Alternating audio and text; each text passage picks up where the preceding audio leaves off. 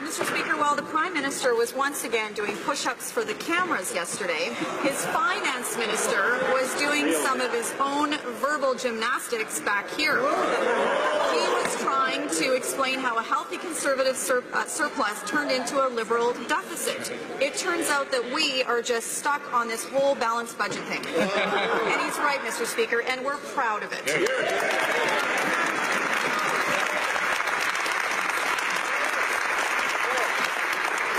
My question to the Prime Minister is simple. Is he actually ever planning to balance the budget? Prime Minister.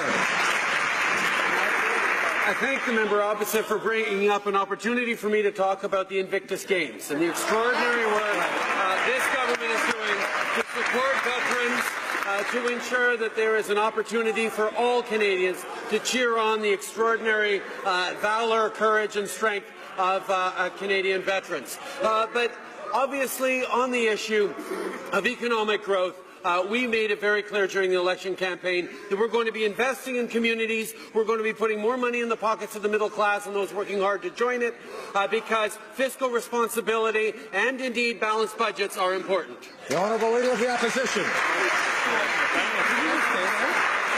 Well, Mr. Speaker, we've all heard of March Madness. Here's what the Liberals did in March by their own budget numbers. They took the $7.5 billion surplus we left them, spent every dime of it, and then spent another $5 billion on top of that in 1 month. It's reckless, it's irresponsible, and every Canadian is going to have to pay it back. Does the Prime Minister understand that it's actually not his money to spend? It belongs to hard-working Canadians. Prime Minister. Is it reckless and irresponsible to be lowering taxes for the middle class while raising them on the wealthiest 1%? Is it reckless and irresponsible to be giving a Canada Child benefit that's more generous to 9 out of 10 Canadian families by doing more for the families who need it and less for the families who don't? What frankly would have been reckless and irresponsible were for Canadians to decide to keep them in government for 1 more minute after October 19th.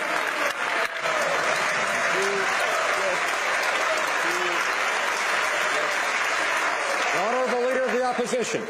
Right. Let's just skip to the push-ups. Mr. Speaker,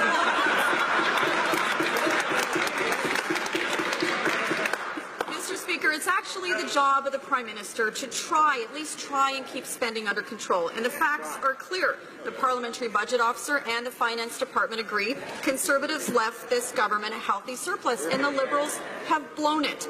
Does the Prime Minister understand that this billions of spending actually has to be paid back? Honourable Prime Minister.